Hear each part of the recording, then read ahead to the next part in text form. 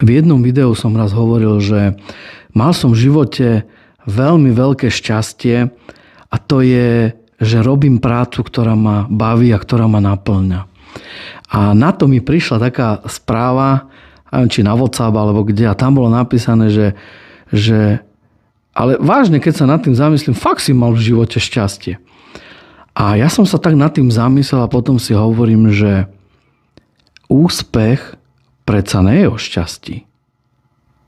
Ale úspech je predsa výsledkom dlhodobej práce, dlhodobej driny, dlhodobého odopierania si. To, že človek dosiahne nejaký úspech, na to musel prejsť nejakou cestou.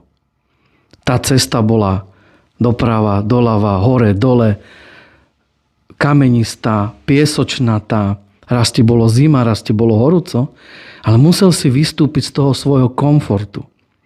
Vieš, veľmi veľa ľudí si radšej vyberie tú jednoduchšiu cestu.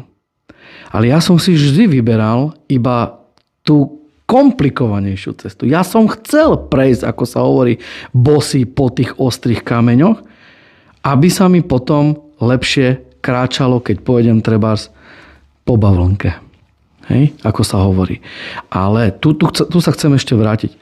Každý jeden, či už podniká, nepodniká, pracuje ako manažer, darí sa mu v živote, dosahuje úspechy, musel prejsť nejakou cestou.